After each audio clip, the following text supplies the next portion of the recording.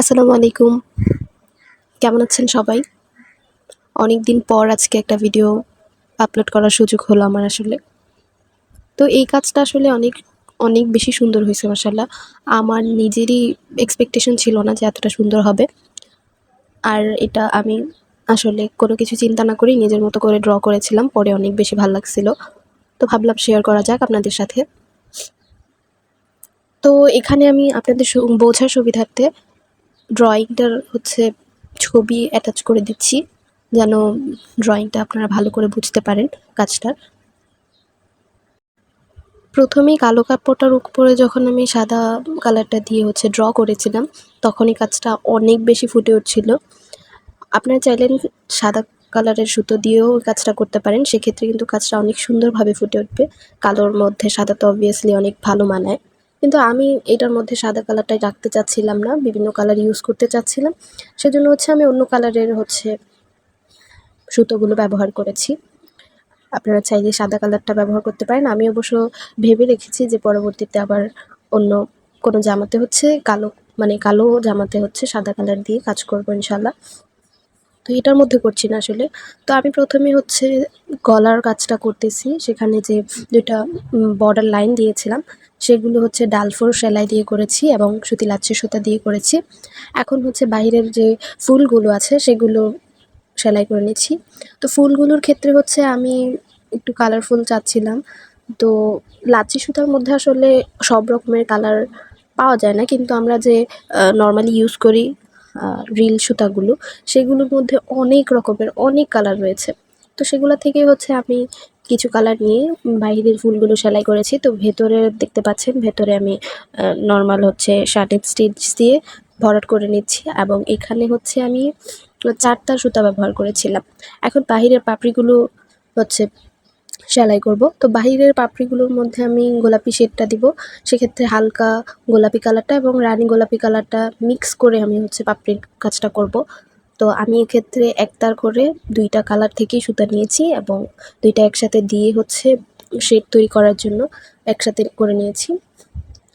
এবং এটা দিয়ে আমি নরমাল পাতা সেলাই যে করি আমরা, সেটার মাধ্যমে সেলাই করে নিয়েছি পাপড়িগুলো। আপনারা চাইলে এখানেও রিল সুতার ব্যবহার করতে পারেন। সেক্ষেত্রে আমি এখানে যেহেতু লাচ্ছি সুতা ব্যবহার করেছি, এটা একটু মোটা হয়, সেজন্য আমি ২ তার সুতা নিয়েছি। রিল সুতা নিলে আপনারা ৪ তার সুতা নিতে পারেন। সেক্ষেত্রে ফুলটা সুন্দরভাবে ভরাট হয়ে যাবে। আর আমার একটু ঠান্ডা লেগেছে, সেজন্য কথা হয়তো স্পষ্ট বোঝা নাও যেতে পারে। আপনারা একটু কষ্ট করে আসলে ভিডিওটা দেখেই বুঝে নেবেন যে কীভাবে সেলাই করেছি। বাকি আমি সম্পূর্ণ চেষ্টা করছি যেন আপনাদেরকে ঠিকঠাক করে বলতে পারি, বোঝাতে পারি যে আমি কীভাবে কী করেছি কাজটা আসলে। তো এখানে আমি সবগুলো পাপড়ি ভরাট করে নিচ্ছি। আমার আসলে এই কাজটা করতে একটু সময় লেগেছে, কারণ পাপড়িগুলো অনেকগুলো পাপড়ি দিয়ে করেছি এবং ছোটো কাজ, তো ছোটো কাজ করতে একটু টাইম লাগে। সেলাইগুলো খুব নিখুঁতভাবে আস্তে ধীরে দিতে হয়, না হলে ফিনিশিং তো ভালো আসবে না। তো সেক্ষেত্রে মনোযোগটা একদম সেন্টারে থাকতে হয় আসলে। তো এভাবে করেই আমি বাহিরের সবগুলো ফুল সেলাই করে নিয়েছি। এখন বাহিরের যেই ছোট, ছোট ডালাগুলো আছে সেগুলো সেলাই করে নিচ্ছি। তো এগুলো আমি কাঁথা স্টিচ দিয়েই সেলাই করছি ডালগুলো, আর পাতাগুলো নরমাল ফিশবোন স্টিচ দিয়ে সেলাই করে নিব।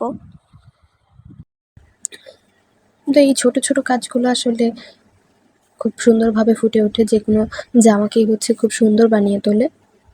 কিন্তু একটু ধৈর্য ধরে কাজগুলো করতে হয়। বাকি সেলাই কাজের সৌন্দর্য সম্পর্কে তো আমরা সবাই জানি। হাতের কাজের আসলে সবকিছুই খুব সুন্দর হয়। শুধু একটু ধৈর্য নিয়ে করতে হয়, দ্যাটস ইট।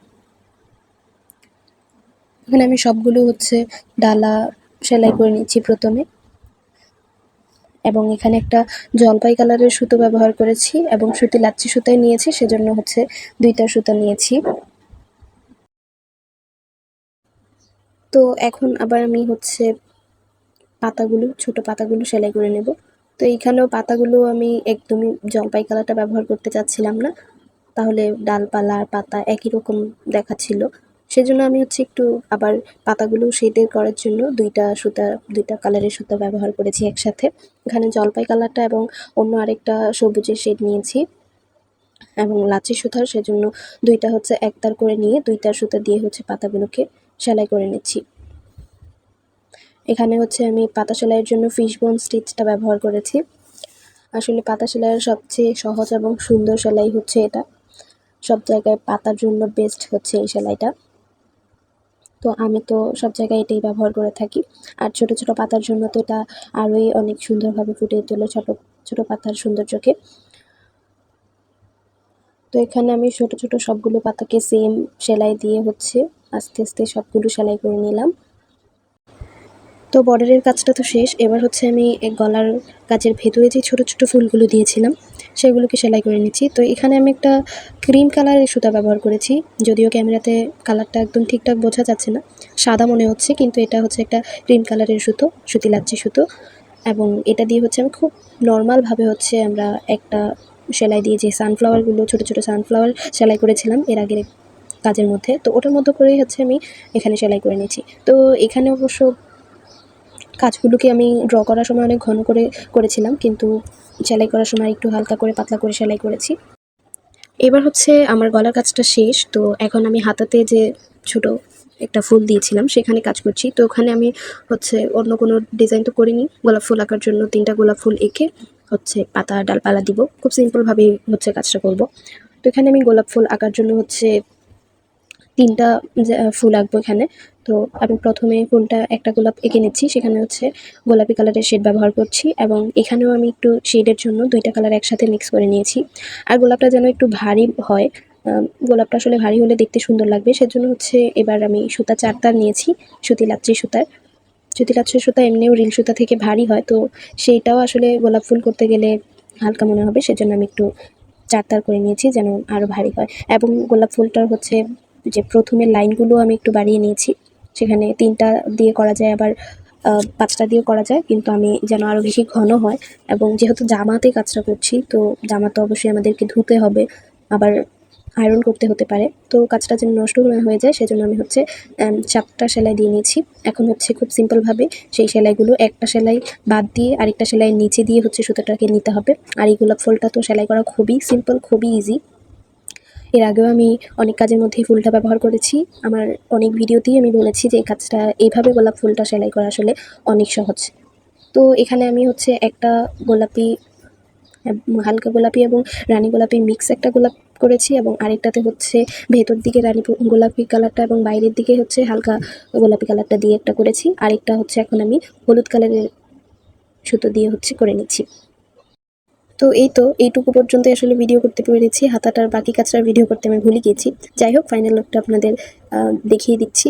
আপনারা অবশ্যই কমেন্টে জানাবেন যে কাজটা কেমন হয়েছে। যদি ভালো লেগে থাকে তাহলে অবশ্যই চ্যানেলে সাবস্ক্রাইব করে পাশে থাকবেন, এবং আরও নতুন ভিডিও পাওয়ার জন্য অবশ্যই কমেন্ট করে জানাবেন। Thank you. আল্লাহ হাফেজ।